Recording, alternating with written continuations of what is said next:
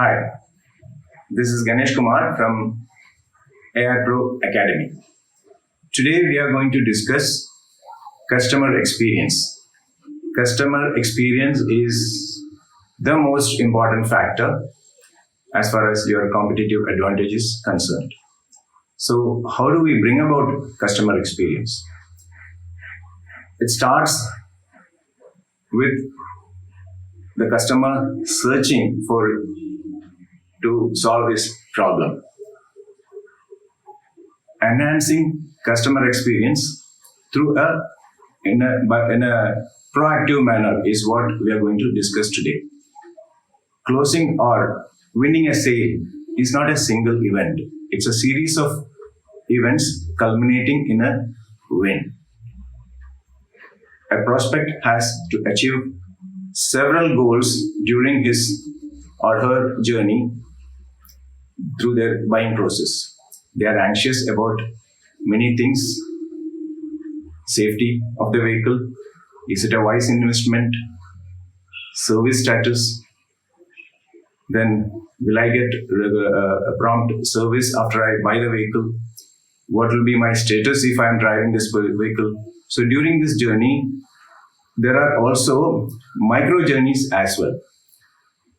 Many companies used to do NPS, that is a Net Promoter Score, to highlight their company's image in the market. A Net Promoter Score is the percentage of customer rating their likelihood to recommend a company or their product or their service to their friends or colleagues.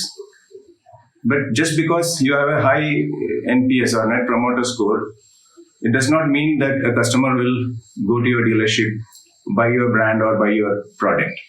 So most important is the customer experience, starting with the customer searching your product. Okay, so let's see. A customer has landed on your sales funnel after doing the initial searches through the net. He has done several researches through the net. He came to your website. He has read through your blog. He has seen YouTube. He has seen reviews.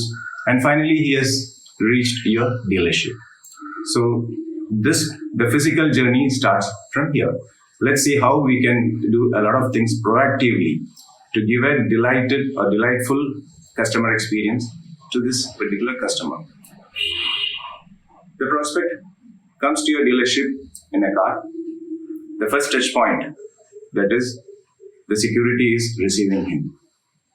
Many places I have seen the security telling the customer is coming for the first time. He looks for a parking place. The security just points out, saying that you can park your vehicle there. Instead of that, when the vehicle is stopped, there are two things you can do. Either you can organize a valet parking. The security or the person who is assigned for that particular job can take the key from the customer and then park it in the assigned place. Or the security can guide him properly to the parking place. This should be the gesture, not like this, pointing to a distance. So this should be the gesture from the security. So once the car is parked safely, the customer is guided inside the showroom, where a hostess or a receptionist receives the customer, opening the door, greeting him. After greeting him, she hands over a notepad and a pencil. In fact, I have used a branded pencil using the dealership name. So the cover page of the notepad, it says, our sales team will help you choose your dream car. Then the hostess or the receptionist takes the customer to the sales consultant, introduces the customer, and then she comes back to her position. The sales consultant starts dialogue with the customer initially. Then his main job is to listen to the customer completely. During this listening, in fact, the sales consultant can understand a lot of information from the customer. How he has landed on in our dealership, how he has decided to buy our product, or how he has shortlisted our product, which other competitive product is he looking for, what is the problem that he's trying to solve. All these things can be gathered only by listening. So I always say 70% of the time the sales consultant should use for listening, that to active listening. Then he gets to know all the information. So once the customer has finished and then you have made notes, then you start explaining the product to the customer.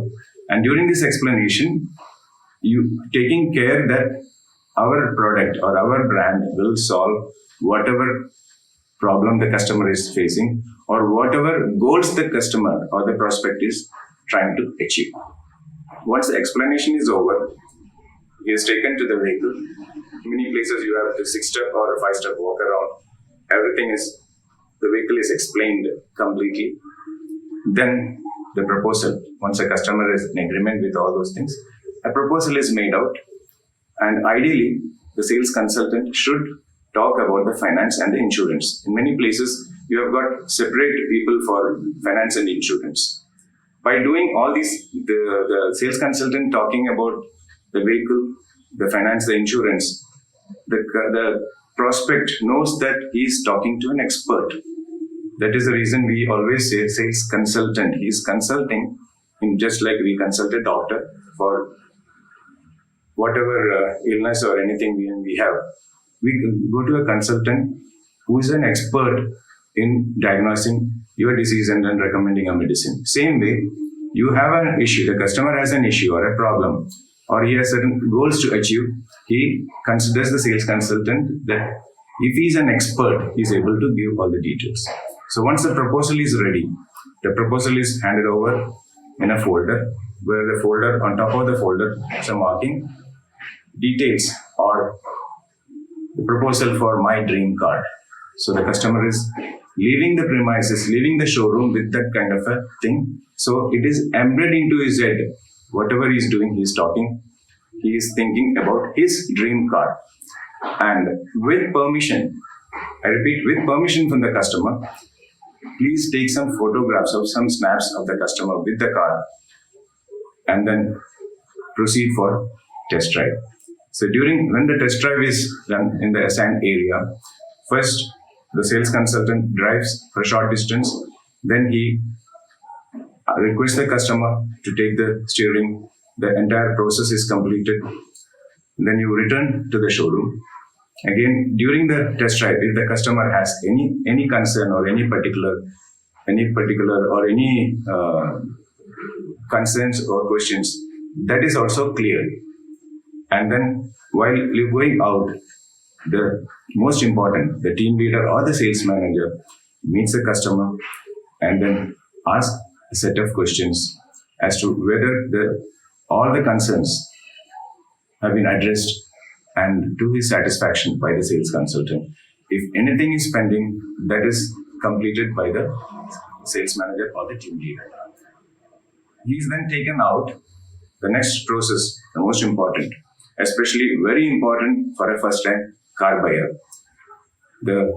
An information is sent to the service department saying that a new customer, the name of the customer also is sent, is visiting the facility. He's taken to the service facility, introduced to the service head or a very senior person in the service, and then the prospect or the customer, potential customer, is taken for a tour of the facility. By tour of the facility, what are we going to achieve? A customer understands, number one, the process, the service design, and the workflow. As soon as he reaches the service, he is greeted and with his name. See, a name is the most important thing for a person. And then he looks at the facility. The facility should have gone through the 5S process. What is the 5S process? You can see below, but our technical team will be talking about the 5S. The facility, if it has undergone the 5S, it will be totally spick and span, very clean, you will find use me or this dust bins and waste bins all around, so that the floor is absolutely clean. The workflow is clearly marked. There will be charts on the board explaining the various process. And then another thing, whatever your achievements, your milestones, or your accolades or trophies won by the service department, most of them are either kept in the general manager service room or in the DP or in the CEO's cabin. And most of the time, the customer does not have an opportunity to see all these things or understand.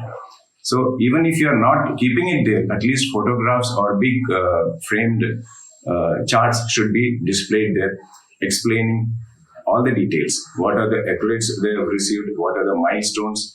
And then the value-added services like extended warranty. What are the advantages? All these should be displayed on the walls of the service department.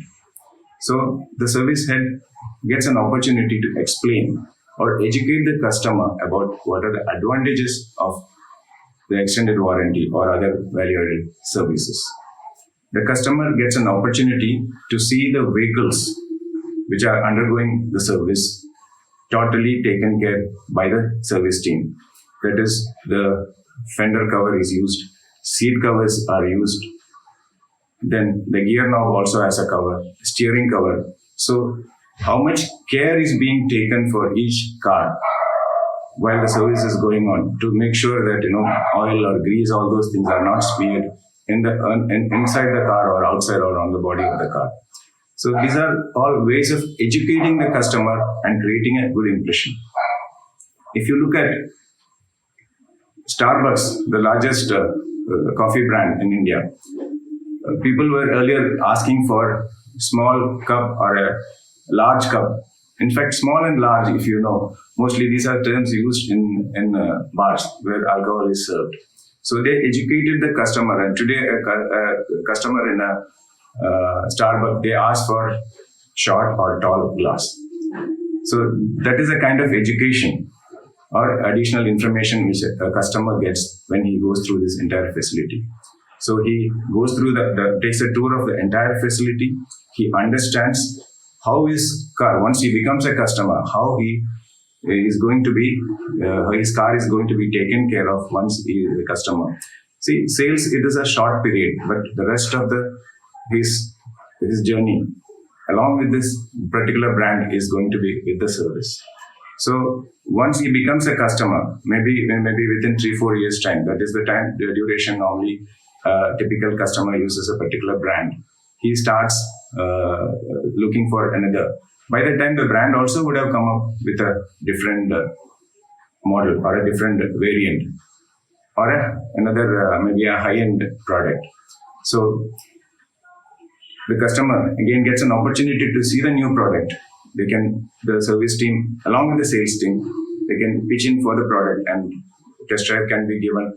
So the concept is that once a customer, he'll be a lifetime customer. So that is where the LTV or the lifetime value of the customer also can be achieved during this. And all these in a proactive manner. Proactive manner means, when I say there's a concept called FCR, that means the first call resolution. A customer approaches us only once. The rest, all activities, everything, all communications have to happen from our side. So, and then the most important thing in this is that the entire organization, to give this kind of an experience, everyone, sales, service, parts, everyone has to be in the same page so that a delightful experience with a customer, and before he leaves, he can experience the whole thing. Once he becomes a customer, what he can expect from the dealership will be shown to him precisely during his visit to this facility. Then comes later, the follow-up will happen. The follow-ups also, even after the test drive, the customer will have certain queries. These have to be addressed personally through an email and maybe on telecalls. And then if the customer gives permission, use. You can also visit the customer again. Maybe one more round of test drive may be required. That's the reason the cycle time it might be longer than what you were expected in maybe getting a win. And during all these processes, with the permission, takes snaps, and then again with the permission, if you are able to create a community and share in the Facebook, and then tag this customer, look at the mileage that you'll be getting in this kind of experience. So don't you think this is a clear competitive advantage for you? See, companies like Amazon, they build competitive advantages for because they have a lot of money. But for doing these things, you don't need money. It's only the attitude. So, friends, think of improving the customer experience when he visits or whenever you are in touch with him. Thank you.